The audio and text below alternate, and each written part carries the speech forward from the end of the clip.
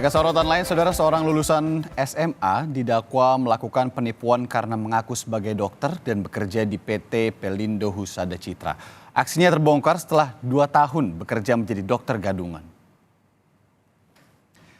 Sidang perdana kasus dokter gadungan digelar di Pengadilan Negeri Surabaya, Jawa Timur. Dalam sidang, terungkap dokter gadungan ini mencuri data, identitas, dan dokumen milik seorang dokter asli asal Bandung untuk mengelabui RSPHC Surabaya. Saat itu, Susanto, dokter gadungan ini melamar untuk mengisi posisi tenaga layanan klinik sebagai dokter first aid di rumah sakit pada 30 April 2020 silam. Ia kemudian ditugaskan sebagai dokter di klinik K3 PT Pertamina wilayah 4 Cepu yang dikelola PT Pelindo Husada Citra. Aksi Susanto baru terbongkar 12 Juni 2023 lalu saat rumah sakit PHC meminta ulang dokumen lamaran pekerjaan untuk memperpanjang masa kontrak Susanto. Saat diperiksa, pihak manajemen ternyata menemukan sejumlah ketidaksesuaian pada berkas Susanto. Manajemen PT PHC membenarkan terbongkarnya aksi Susanto menjadi dokter gadungan ketika perpanjangan kontrak dan mendapati foto Susanto berbeda dengan data yang ada di Konsil Kedokteran Indonesia. PT PHC pun menyatakan Susanto merupakan pekerja paruh waktu yang bertugas pada aspek pencegahan dan tidak pernah sekalipun ditempatkan dan melayani pasien. Selain 2 tahun menjadi dokter gadungan, ternyata saudara terdakwa juga pernah melakukan penipuan serupa, menjadi kepala UPTD hingga kepala puskesmas. Susanto juga merupakan residivis yang pernah mendekam di penjara atas tuduhan penipuan yang serupa. Hanya pemalsuan data ini.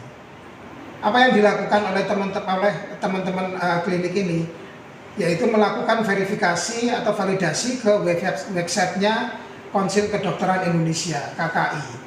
Dari situ baru ketahuan ternyata foto yang tertera di website itu beda dengan foto dengan fisik YBS Susanto ini.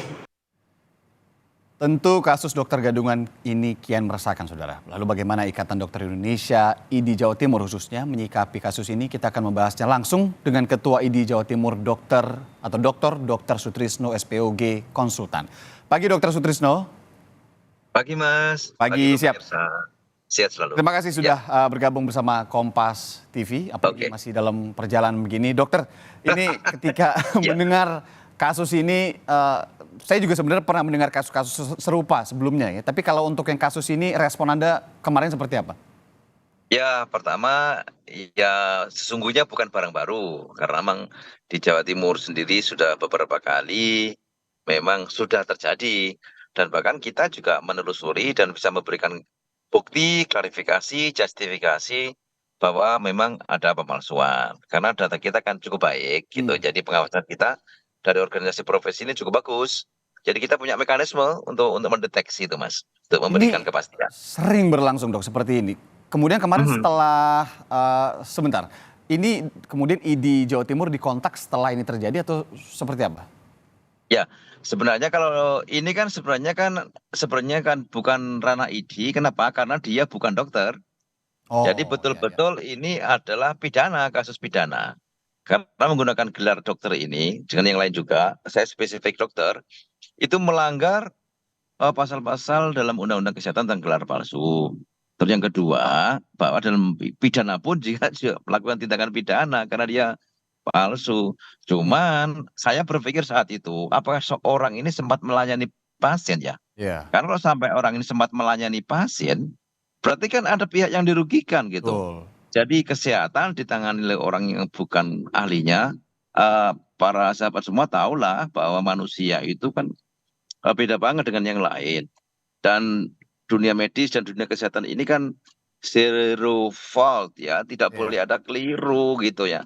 Maka betapa pentingnya menjaga kualitas, ya menjaga kompetensi dan menjaga mutu dari orang-orang di dalam profesi dokter dan profesi kesehatan ini. Ya dok, soalnya dokter yang kemudian diduga melakukan kesalahan saja ketika menindak begitu ya, dokter asli ataupun rumah sakitnya, itu kadang-kadang juga bisa dibawa ke pidana. Apalagi yang begini dok. Oh iya, dokter itu bertindak di luar kompetensinya. Dokter, ya sudah dokter itu, dia melakukan tindakan di luar kompetensinya itu sudah nggak benar, gitu ya.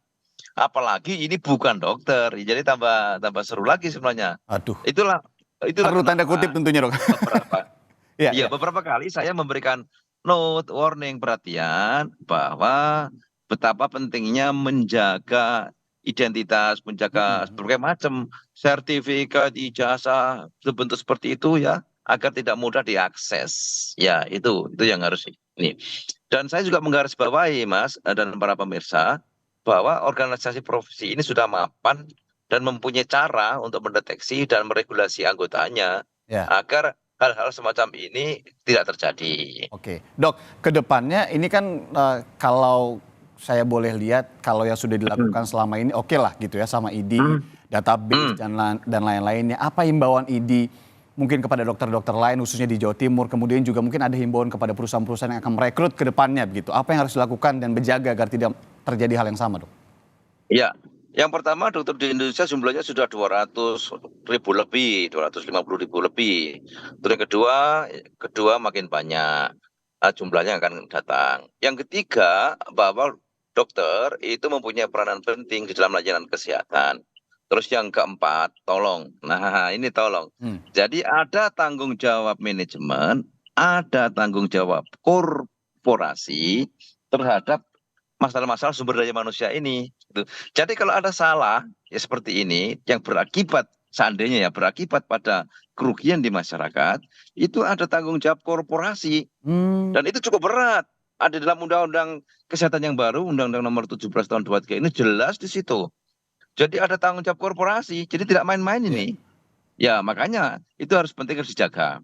Terus yang kelima, kita perlu bahwa organisasi profesi ini semakin diperkuat bahwa bagaimanapun juga dokter ini memang strategis ya.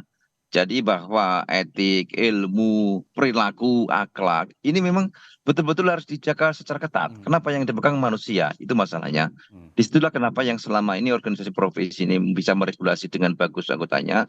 Ini perlu dipertahankan, diperbaiki, terus ditingkatkan dan terus diikuti perkembangannya ya dibangunlah begitu agar memelihara ya kualitas dokter yang makin banyak ini Iya. bisa dipertekan dengan bagus yang pada akhirnya untuk menjaga kepentingan masyarakat. Tentu, tentu, Dan tentu.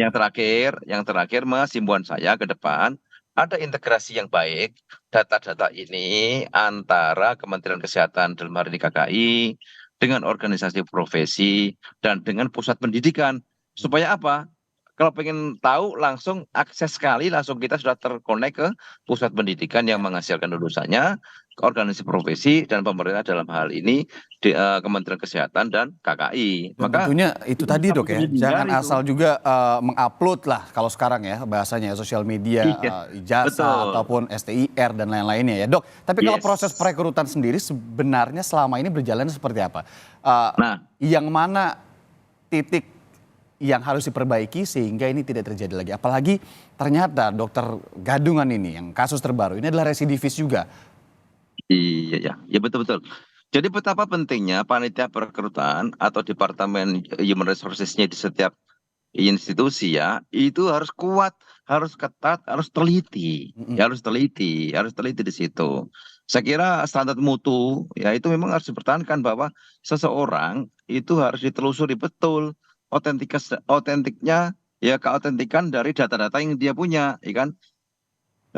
Tentang ijazahnya, tentang alumninya, tentang universitinya, bahkan standar kompetensi, sertifikat kompetensi itu harus betul-betul diteliti gitu ya. Kalau memang dia kepingin bekerja pada institusi itu atau Ya. rumah sakit itu.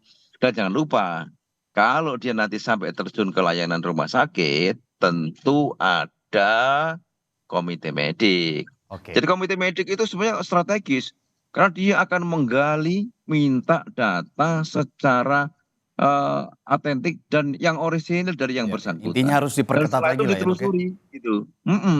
Itulah jadi pentingnya setiap institusi untuk Iya. mempunyai tim yang baik. Ya. Apalagi ini terkait dengan medis, terkait dengan tubuh manusia, kesehatan, walaupun PT PHC memang mengklaim kalau dokter gadungan ini tidak menangani pasien langsung, tidak memberikan obat begitu ya. Tapi ini lebih ke antisipatif, kemudian menjaga atau memeriksa beberapa pekerja yang kemudian memberikan lampu hijau, oh pekerja ini oke, bisa lanjut dan Betul. tidak. Tapi kan itu dampaknya bisa ke perusahaan itu sendiri ya dok ya? Iya, ada tanggung jawab korporasi. Tanggung jawab korporasi. Jelas itu dalam Undang-Undang Kesehatan yang baru. Jadi semua harus paham betul bahwa kalau kita mempunyai rumah sakit atau katakanlah bisnis rumah sakit atau ya vaskes, itu ada tanggung jawab korporasi yang menyeluruh. Jadi tidak hanya sebatas pada direktur atau manajernya saja. Oke. Sampai korporasinya itu jelas tereksplisit di dalam pasal-pasal Undang-Undang Kesehatan yang baru ini. Jadi mohon ini dipahami betul. Kalau di Jawa Timur ada rekomendasi yang akan kemudian secara formal nanti diberikan ke korporasi atau Kemenkes atau apapun itu begitu dok? Ya, yang pertama yang rekomendasi kita berikan kepada semua anggota kepengurusan di seluruh Jawa Timur dan juga Indonesia tentunya bahwa kita harus semakin baik membuat database dari peserta. Jadi database ini penting sekali untuk memberikan jawaban seperti itu. Terus yang kedua, tentu kita akan membangun hubungan baik, komunikasi yang baik dengan dinas kesehatan di daerah, kemudian dinas kesehatan provinsi, dan tentu kita akan memberikan saran-saran yang konstruktif kepada Kementerian Kesehatan agar hal-hal yang semacam ini tidak terjadi. Karena bagaimanapun juga ini merupakan tanggung jawab bersama. Dan saya sebagai Ketua ID merasa ya lebih bertanggung jawab karena memang posisi saya seperti itu agar layanan kesehatan ini terutama dokter itu akan semakin baik dan ya semakin bermutu lah ke depannya. Gitu. Pokoknya kalau di daerah Jawa Timur ada perusahaan yang ragu-ragu dan lain-lain, tanya ID ya dok ya? Siap, ini Untuk selalu database-nya siap ya. membantu kapan saja. Oke, Ya. Dokter Sutrisno SPOG Konsultan, terima kasih dokter, hati-hati di jalan, Baik. semoga kejadian ini tidak terulang lagi, apalagi kita sudah mendengar Sukses. bahwa ID siap untuk memberikan database bila diperlukan. Terima kasih dokter, selamat Oke. pagi dan salam sehat selalu.